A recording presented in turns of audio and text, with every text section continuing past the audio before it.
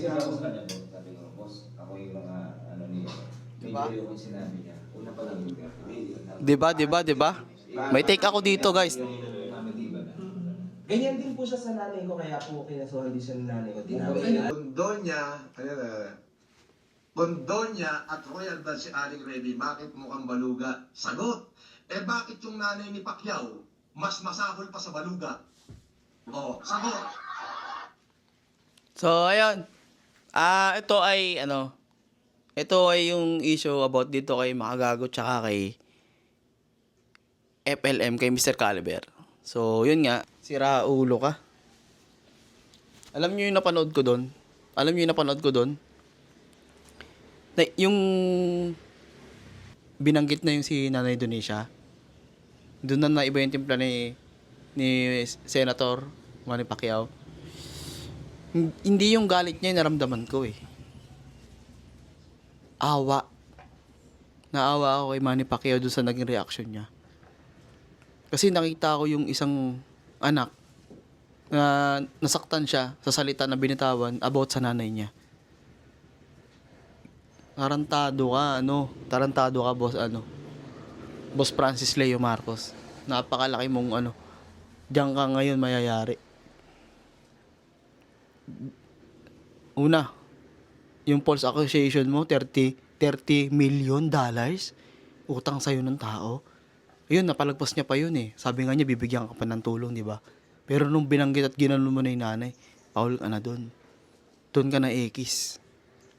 Kaya salute sa'yo, Makagago, sa ginawa mo na yan. Salute na salute. At yung 50 plus mo na video mo na to about dito sa taong to, noong una, ano pa ako eh.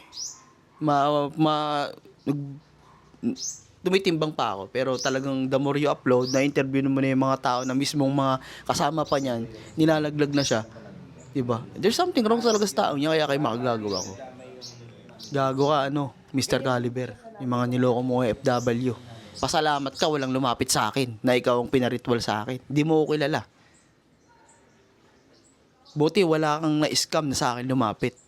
Buti kayo Makagago lang. Hindi yung pagbabanta. Pero kung sakaling sa akin sila lumapit, tubig na bigas.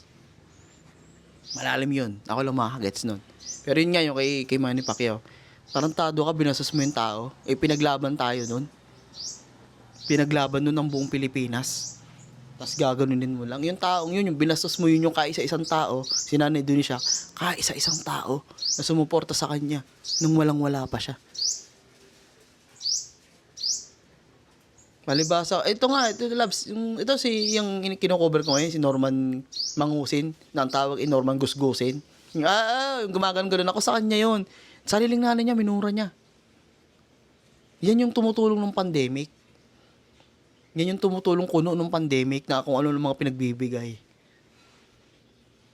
Ang daming kaso niyan eh. Pero there's a reason kung bakit niya hindi makulong-kulong yan. Yun na yung reason. Hindi naman ako para makialam kay Makagago. Alam niyo ko naman, kayang-kaya niya yan. Or makisaw-saw sa ganito. But there's a reason. In-entry ko na lang din kasi si Manny Pacquiao talaga, idol ko yun. Alright?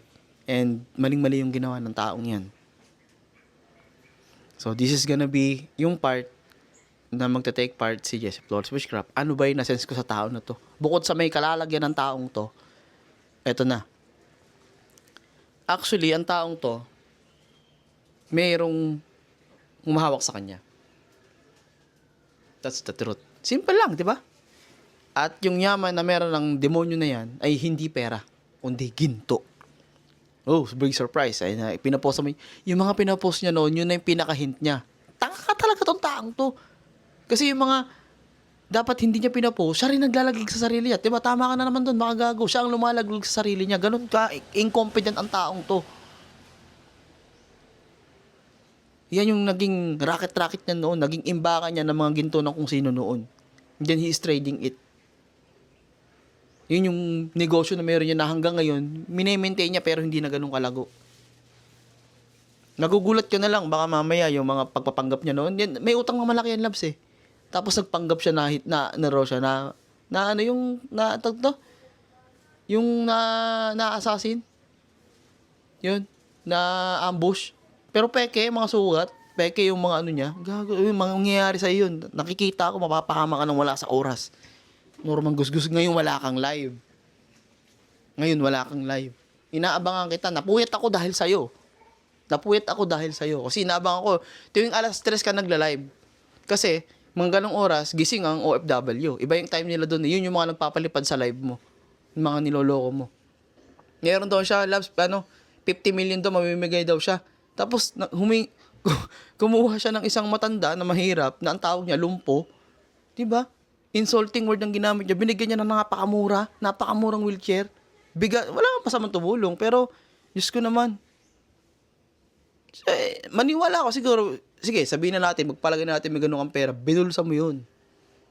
Hindi mo talaga tinutulong yun. Kaya, ito ang masasabi ko, sa lahat ng naniniwala kay Norman Gusgusin, sa lahat ng naniniwala sa tao na ito, tanga!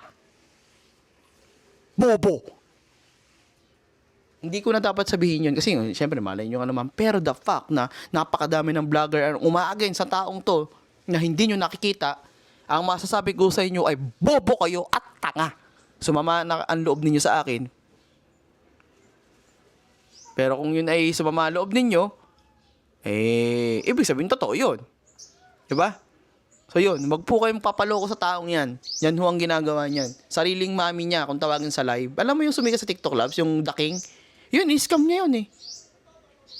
Yung nagpapanggap na The King noon, ng komedyante sa TikTok, in-scam niya yun. Napakadamang niloko ng taong yan. Napakadami. Pati yung mga siga-siga kilala dito sa Silang, sa Cavite.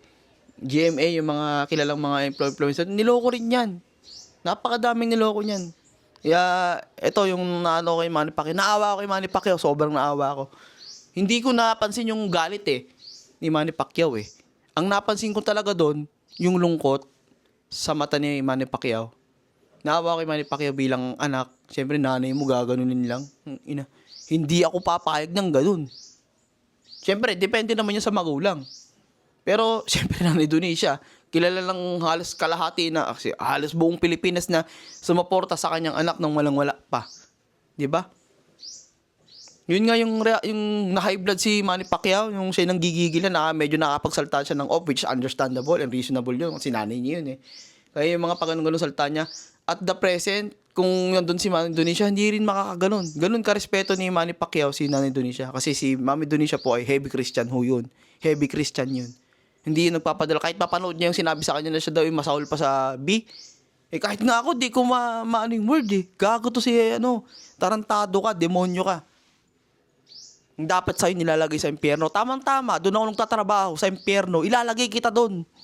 At hindi yung pagbabanta, baka mamaya, isama mo ko sa mga kasomo ko, no? Ulul. Bago ka pa makapag-file. Kalma lang. So yun, I am Jesse Flores. At ito ay hindi ito para mapanood ng taong yun. Ito ay mapanood ng mga nakasubaybay sa Makagago versus Norman Magusin. Doon tayo kay Makagago. Siyempre. Wala na yan. Game over na yan. Ay na. Game over na yan. Napakatanga na maluloko pa niyan. Bobo at tanga ang maluloko ni Norman Gusgusin. Lahat ang sumusuporta dyan ay bobo at tanga. End.